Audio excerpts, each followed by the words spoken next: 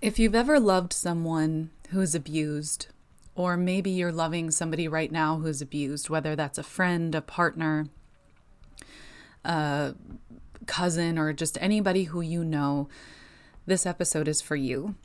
I personally have been hoping there would be more resources out there for folks who have loved someone through breaking the cycle of abuse, and I haven't found quite as many resources as I would like, so I thought I'll make my own. And this episode is going to have two parts. Part one is going to be me explaining from my perspective what it was like trying to help my husband break out of his relationship, his abusive relationship with his ex-wife, as well as what that felt like for me, with some practical tips of how to take care of yourself and how to help somebody who might be experiencing that. And then there's going to be part two where I interview my husband. So that'll be the episode following this one. And I'm just going to ask him from his perspective kind of what the whole thing was like. So he's going to really dive in for you to what it was like being in an abusive relationship as a man, because that's also a resource that is just not, there's just not a lot of resources out there for men who have been victims of domestic abuse. And so in the next episode, we're going to really get into it, what it was like, before he met me when he was still married to his ex, what it was like when he started to recognize signs of abuse, what it was like coming into conflict with me when I was trying to help him break out of that, but he maybe wasn't quite ready to. And so these are going to be pretty intense episodes, but the goal of both of them is to help those who are either trying to help somebody else who's in a domestic abusive relationship, or somebody who's maybe in one, whether that's just to not feel so alone, or whether you're looking for practical ways to figure out how to get out. And I'm going to say this, I am not a professional psychologist, right? Like, of course, I would always recommend you get professional help, right, from a real licensed therapist. I am merely sharing my story as somebody who has successfully helped somebody actually leave an abusive relationship, and somebody who, and kind of coming alongside him to sort of break those cycles of abuse. And so please know that I'm coming to you merely as a friend who has some experience with this that had a positive outcome. And I don't profess to know, professional things besides that which maybe I have subconsciously stored from therapy, So please know that I am not a professional. However, I know that our stories and our experiences can help each other, and I want to give you what I have, what I know, in hopes that it could help you, but also that it just sort of normalizes speaking about domestic abuse when it comes to men being abused by women, because it does happen, but it's certainly less talked about, certainly less recognized, I would say, probably because of toxic masculinity or stereotypes about women, right? That they never, could be aggressive or abusive. They're women, right? So I'm going to just begin by sharing that, I'm going to begin by sharing kind of the nature of my husband's relationship with his ex-wife when I met him. And this is going to be, just again, as a sign to you that maybe something's off, like just things I started to notice. And so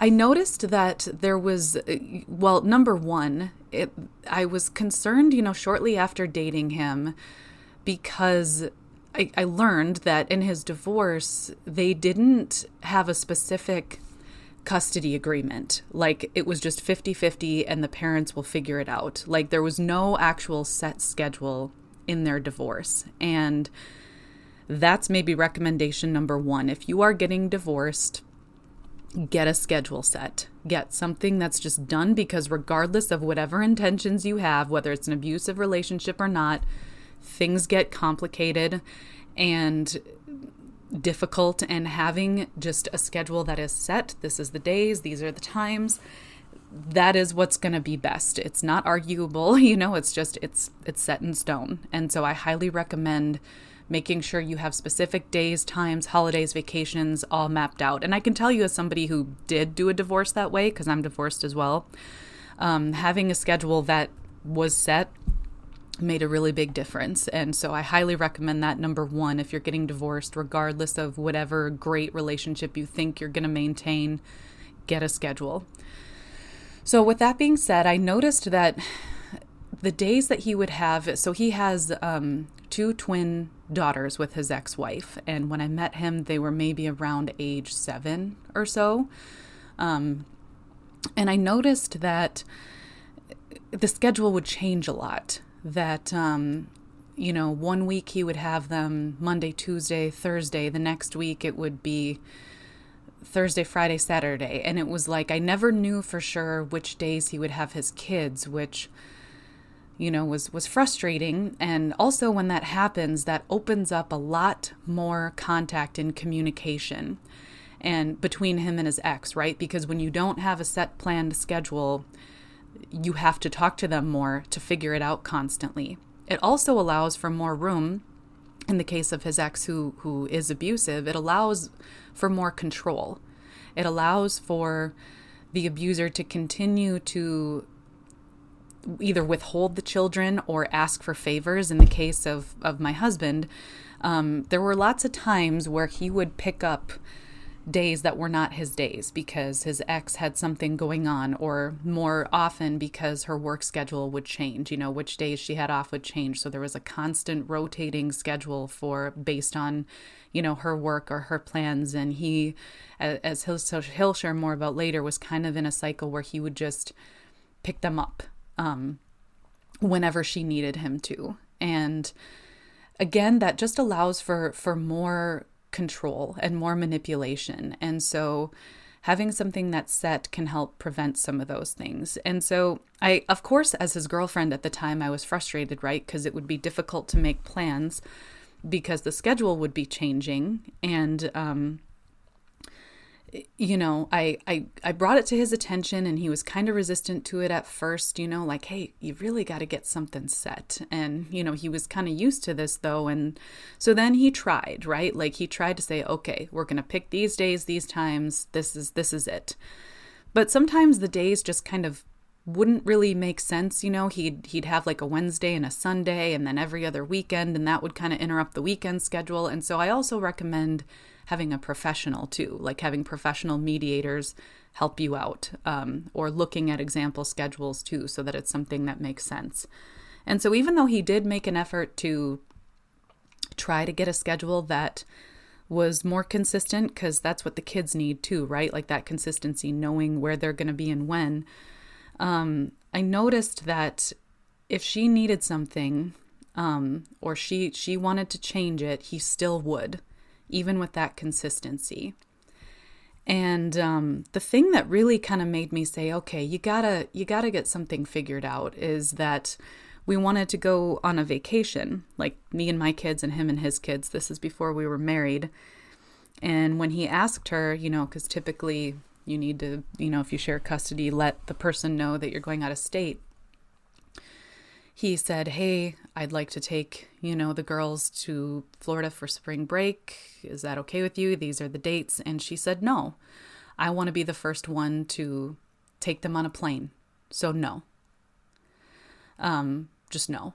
And he gave into that. He didn't push. And I was obviously very frustrated too, that like I couldn't go on a trip with my boyfriend because then he couldn't go, right? Like, because he then had to stay home so he could take care of the kids on his days. And I thought it was frustrating that like he just had to give in because they also didn't have a vacation worked into their divorce schedule. And that's when I was like, Tom, you really gotta try to get something set in stone. I don't know if you need to schedule mediation, but like this is kind of, not cool, and I just started to notice, that was odd, right? Like just, she said no, so he wouldn't.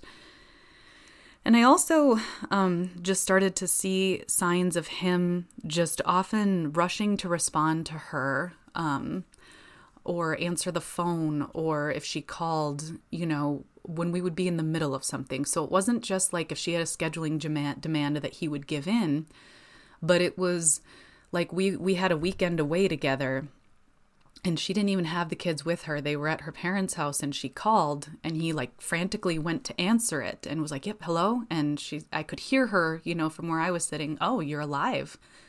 "Yeah, yep. I couldn't get a hold of you before." "Oh, yep. It was a long night." "Yep." And she didn't even really need anything. It was just like a weird check-in. And I thought it was weird that he answered the phone. And kind of throughout our relationship, like fast forward, several months, I just continued. There were more and more arguments where I was trying to push him like, "Hey, dude, get a schedule, get this set." Like it, and also do we need to keep answering her calls? Do we need to walk the kids to the door? Because he also, when he would do exchanges, he would walk his kids up to the door. And often that's when she would pull him into some kind of conversation, often an argument. She would have some kind of problem and she would argue with him. And it would blow up or just whatever it might be. And I just said, they're old enough now, right? Because they're getting to be 8, 9 years old. And I had a child, from my previous marriage around the same age. I said, they're old enough now that they can probably just walk themselves to the door. You don't need to walk them to the door. Like they can do it themselves. If it's causing this problem, like why do you need to, and I also was getting upset because there was frequent contact with his ex-wife, right? And as his girlfriend and then wife, it was like, you're talking to her a lot. It's a lot. Like why is it necessary to just have so much contact? And he kind of fought me on it at first. And his reasoning, I don't know, maybe he can speak to that, but he was resistant to it at first. And now I know a little bit more. He was in this cycle where this is what I have to do. And also he was under the impression that, I just don't want my kids to think that I hate their mom.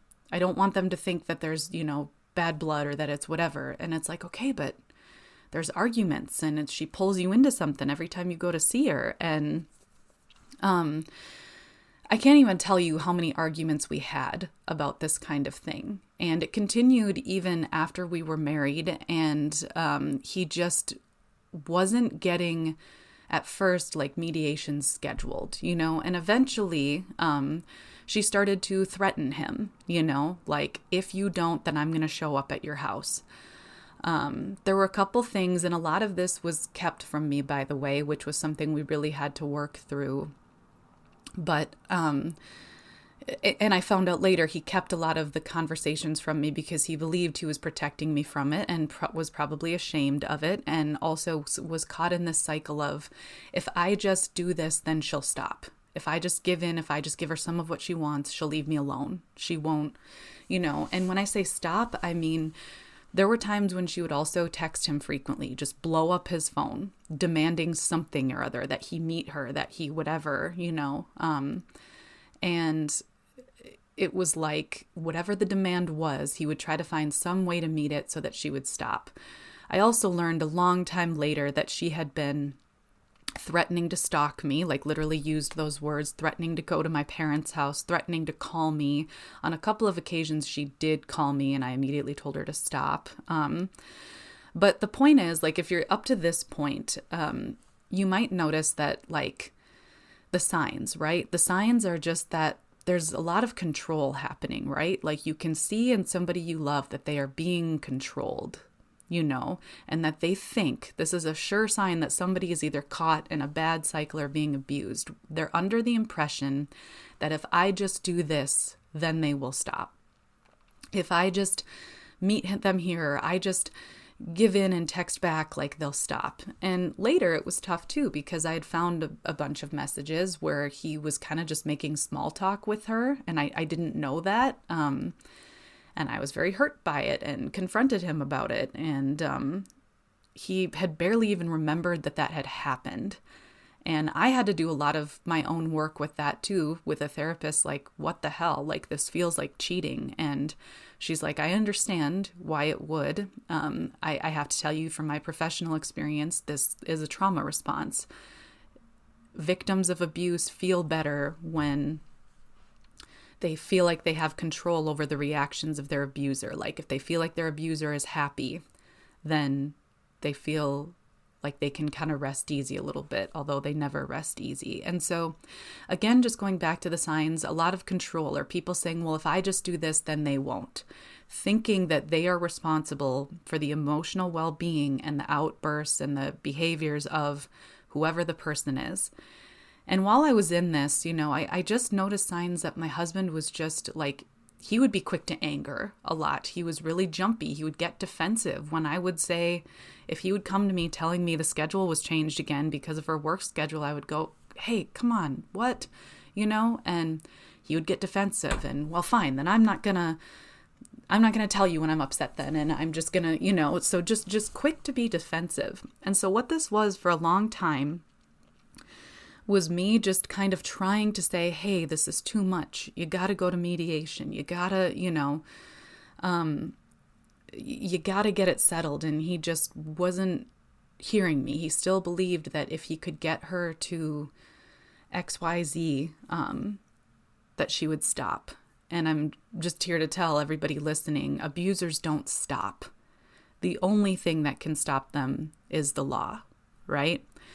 And so from my perspective, I was really stressed, there were times where I thought, what am I, and to, you might be wondering, like, why did you keep pushing? Why did you marry him? Why did you, with all this going on? Well, obviously I love him, and he is not the abuse that has been caused to him. While all this is happening, he and I still had this beautiful relationship that was kind of separate from it, right? It's all intermingled, but like, he was this beautiful person who loved my art and encouraged my art, and who I could actually talk to, about the things that mattered to me.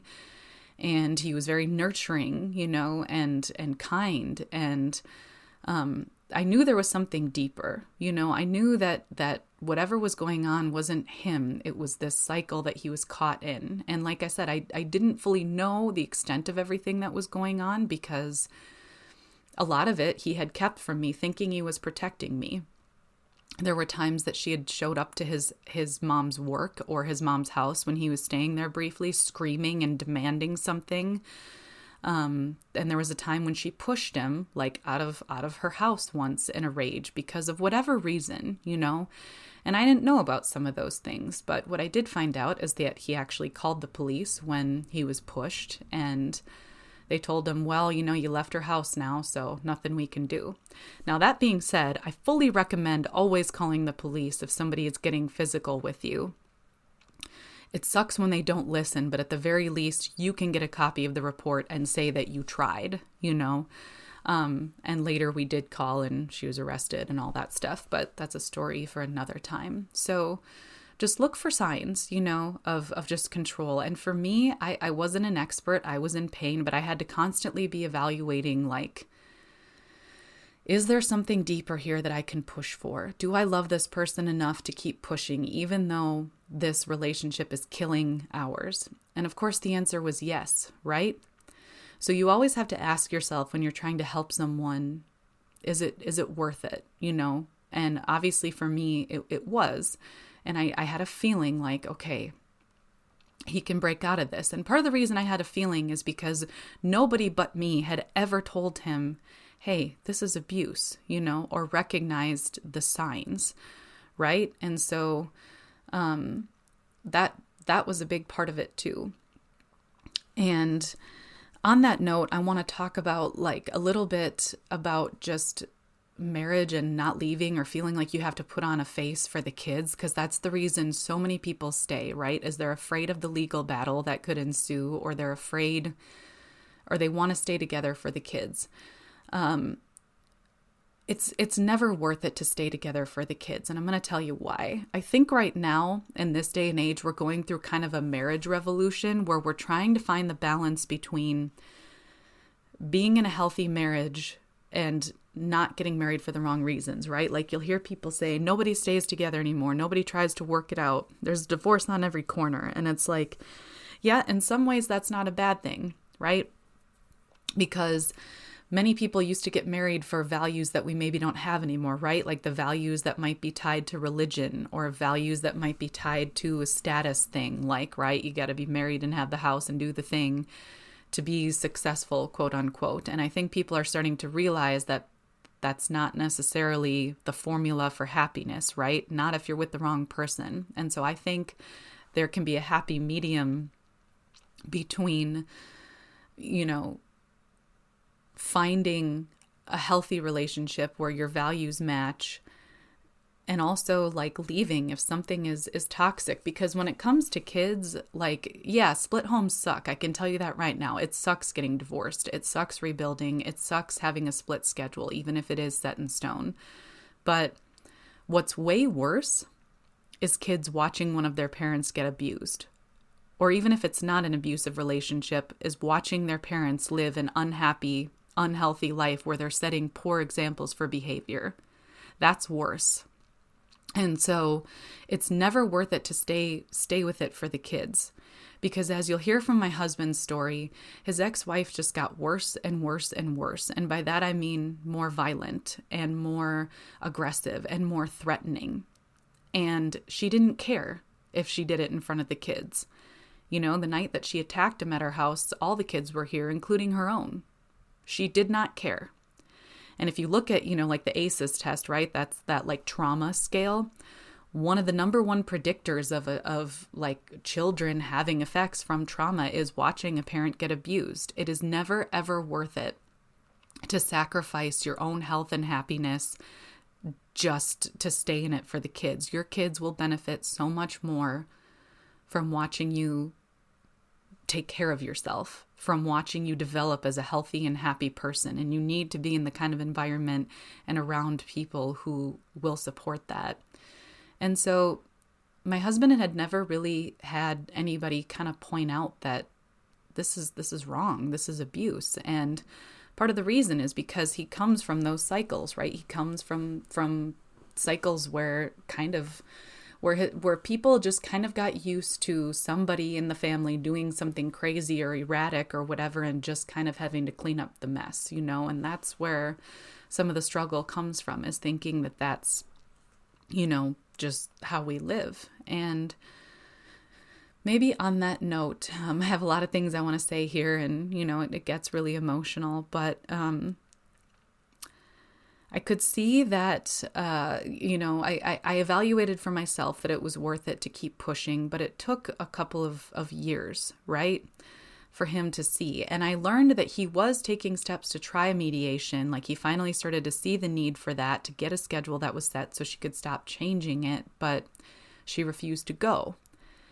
And then for a while, he could put Band-Aids on things, right? Like, oh, well, somebody else, a family member, was willing to pick up the girls so he didn't have to interact with her anymore. But that didn't stop the threatening texts, Sometimes people who are being abused will think that they can put a Band-Aid on it, right? It all goes back to, well, if I just do this, it's going to stop. And admittedly, it got a little bit better, when a family member was picking the children up and dropping them off. But then the problem, though, is that his ex got too comfortable with that family member. And we found out other stuff was going on, like she was having regular conversations, getting information about us, showing up, and like just, inappropriate boundaries, right? And so family can't fix it, right? So if you're in a position where you think, you know what, I'll step in, I can stop this, you can't.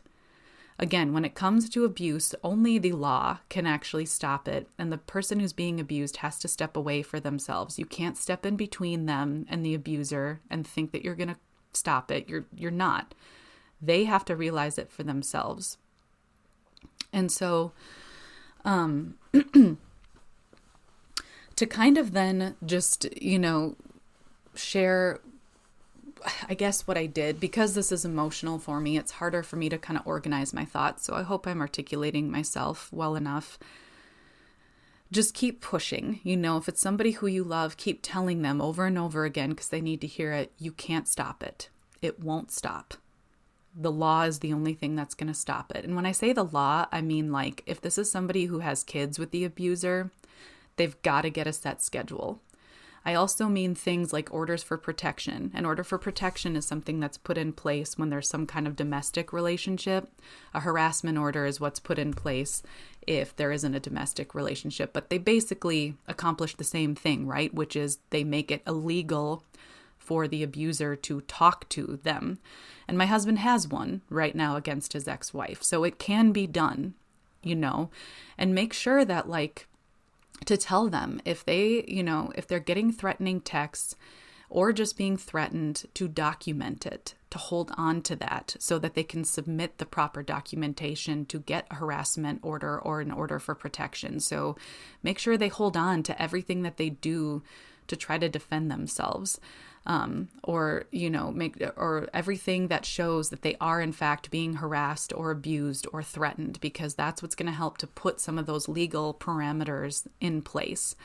And basically it's pretty simple. When you have an order for protection or a harassment order, you call the police if the person contacts you, and depending on, how they contact you or how closely or whatever, they get arrested, and there's a whole separate criminal charge for that. So that's what I mean by only the law will stop it. I mean, if somebody is actually a dangerous abuser, the only thing that's going to get them to stop is the law telling them to. So just keep pushing that point. And that's what I did with my husband. I stood firm. There were times where I walked away feeling like I had done something wrong, and I hadn't, but and walked away from an argument, right, where I tried to point out that this was abusive. And you feel that way because the person's being defensive. But if you know in your heart that this is wrong, keep pushing. Stay consistent with your message of this is abuse, you have to get protection. This is abuse, you have to get protection. And, the kind of sort of, I guess, main event of it all is when she showed up to our house. And I don't want to relive that whole event, but leading up to when she came to our house, she had threatened several times to show up,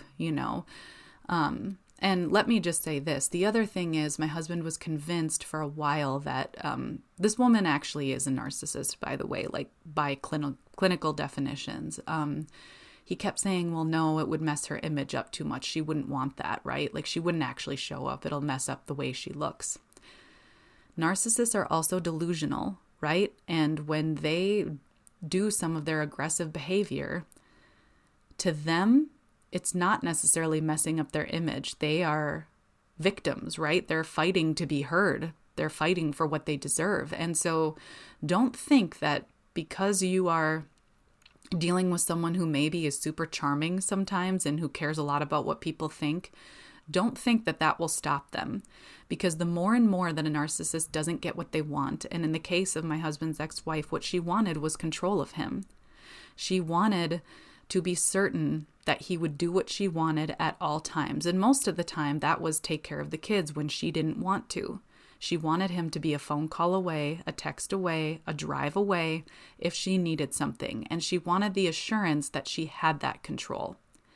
And no surprise, when he started dating me, she lost it more and more because I was telling him, hey, this is messed up. And also because he started wanting another life, right? Sometimes when you meet the person who you love, it kind of opens your eyes to what life can be like. I can relate to that. I felt the same when I met him. And the more that he got closer to me and had new dreams, the further he slipped kind of out of her control, and she hated it. And her behavior started getting increasingly more threatening and aggressive. And so when she came to our house, we had been married for a couple years, and she was mad because we went on vacation. My husband and I went on vacation, and she had sent him threatening emails leading up to the vacation, showed up at his mom's house again and just kind of hung out for a while, just crossing boundaries. And it was maybe a day or two after we returned, she had been blowing up his phone with texts about wanting to talk about the custody and vacation schedule because she felt like she had been slighted somehow, even though he had made all the necessary arrangements for the kids to be taken care of on his time. She just didn't like that he went on a vacation with his new wife. And so She had been texting and calling him all day, demanding that he meet with her to discuss the schedule. He said, please do not contact me. And to back up, my husband was slowly getting better at setting those boundaries. I maybe didn't make that clear. Over time, he was beginning to tell her, do not contact me again. Do not contact me, and she would ignore it, but he was trying to set those boundaries, right? And that night, she actually called and texted me too, saying something like, I would like to discuss the parenting schedule with you. Do you agree? And obviously, I don't talk to her. I have no desire to talk to her. I have never had any kind of a relationship with her because I hate her, but also she's batshit, and I knew that I was dealing with an irrational person. And so I did not want any kind of relationship with her. So it was, and I told her too to not contact me. So, anytime she would reach out to me too, she only did a handful of times. We knew that's when she was having a particularly aggressive episode. And then lo and behold, an hour later, we hear a huge bang on our door, aggressive, like somebody's trying to break in. And all 6 of our kids were home. I had to barricade them while I called the police. He opened the door to tell her to leave, and she started just kicking and punching him over and over again and trying to force her way in. And he obviously didn't hit back, and I called the police, and they showed up, and they could clearly see the situation. They could see that she was unhinged because, as I shared in a previous episode, she walked up on the cops and said, we're co-parents. And they could see how visibly rattled I was, because I was shaking, right? It's a traumatic situation. She's hitting and kicking and screaming at my husband, and I'm hiding kids, and, she's trying to break into our house, and I'm hiding kids while I'm on the phone with the police at the same time. It sucked. And, the police could clearly see what had happened. They could see our reaction. They listened to all of our stories. And her story that she told them is that she came over to discuss the parenting schedule at 10 p.m. at night at his house unwanted. And they arrested her. And a long court battle later, she was convicted of domestic assault. So that is a victory, in itself. And so I bring that up to say, it was that kind of final attack, I think, that really opened my husband's eyes, because he saw that no matter what he did, all his efforts that he had tried for years to just satiate her, give her what she wanted so she wouldn't show up, it didn't matter, because she did. And she came to our doorstep, traumatized our kids, traumatized us. And that'll open someone's eyes often, if nothing else will. And he kind of had to learn the hard way that she wouldn't stop. And so as I wrap up, I'm going a little bit longer than my usual episodes because I have a lot to say. I'm just gonna point out that when you love someone who's abused, the main practical takeaways are, number one, to recognize the signs, right? Control, like when it seems like somebody else just kind of has too much of a handle on their life, and when it seems like that person is dictating their decisions. Like I said, why was he answering a phone call on our weekend away from his ex-wife? And when he found out she didn't need anything, she was just being nosy, he kept talking to her, telling me, trying to say, no, she'll stop. If we do this, she'll stop. I know. They don't know. They think they do, but they don't. So just continuing to say, nope, she won't stop. It won't stop. You've got to get protection. And don't think that you can be that protection. You know what I mean? At the end of the day, we're all human beings and we can't control other human beings. And so don't think that you can step between them or that you can talk the abuser down or scare the abuser away. It doesn't work like that. Like, abusers are clever, right? They've made an art out of controlling people. They will find a way, and they can be manipulative too, right? They can be charming. You can't stop them. You won't stop them. You won't talk them out of it. They need professional help, and the victim who you love needs the protection of the law. So just keep pushing the point. Keep telling them you can't stop it. It won't stop. And always be evaluating, is there hope here? Is this somebody who I want to continue to have a relationship with, right? Because when it comes to victims, you can't you can't sell your own soul trying to save them, because in the end they have to recognize it for themselves that they're being abused. All you can do is be an encouraging voice in their ear, saying, nope, it's not going to stop. And make sure that you're not telling them that they have to stay in a bad relationship, just for the sake of kids or the house, or what are you going to do next? And oftentimes you may not know the extent that they're being abused. So maybe I should say that, sometimes when my ex-husband had talked to family and friends about leaving, they didn't know everything that was going on, right? But if somebody comes to you and says, I think I need to leave my wife or my husband, or something's like, if they're feeling like something's wrong, listen. Give them that space to express what they're going through. And when you give someone that space and you don't jump in and say, oh no, you can't, hold up on your opinion, let them speak. Because it's not so much about what you say as it is you supporting what they say, showing that you're listening, helping them to figure it out for themselves, but never tell them to just stay in something for obligatory reasons. It doesn't do anybody any good. And in the case of my husband, he was told to kind of stay in it for the kids. The abuse just got worse and worse, and he was miserable. So just make sure that you're listening. And if you can start to clearly see that someone is being abused and controlled, tell them that. Tell them, use that word. This is abuse. You need to get some legal help.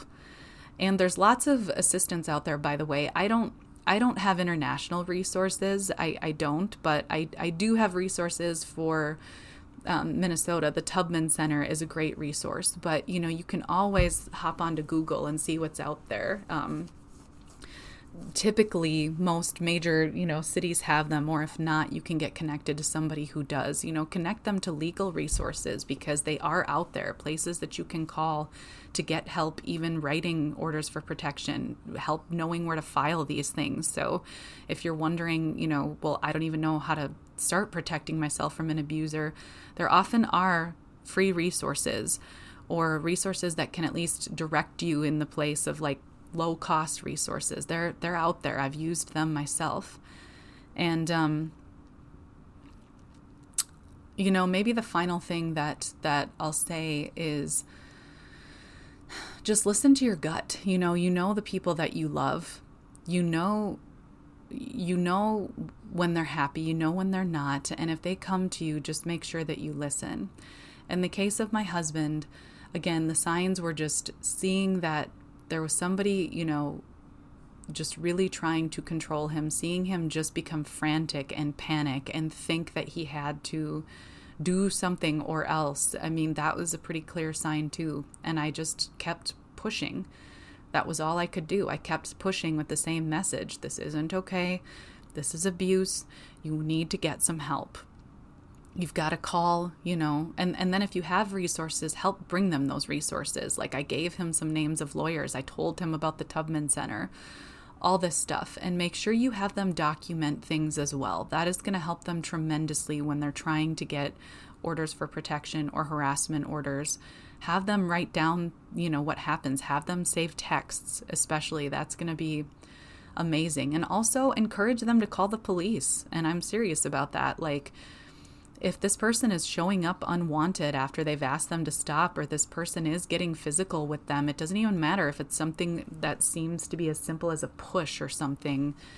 That's abuse. Encourage them to call law enforcement. And I can tell you, like I said, the success story, my husband's ex-wife, a white woman from the suburbs, was convicted of domestic assault against a man. It can happen, Make sure you communicate your fear to the police, because that's one of the most important things too, for victims. And in the case of my husband, when he was attacked by her, he didn't hit back, right? Because he knew that if he hit back, he could be, assumed to be the assailant or something. So he kind of just defended himself where he could while I called the police. So don't enter into any kind of, do what you need to do to defend yourself so serious harm doesn't come to you, but don't think, that but where you can, get law enforcement involved, and don't put yourself in a situation where you could be charged with something too.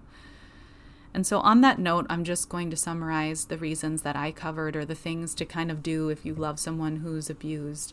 Or to number one, just pay close attention to their behaviors. And if it seems like they're frequently doing something because they're afraid of the reaction of somebody else, look for defensiveness. That's often a sign too.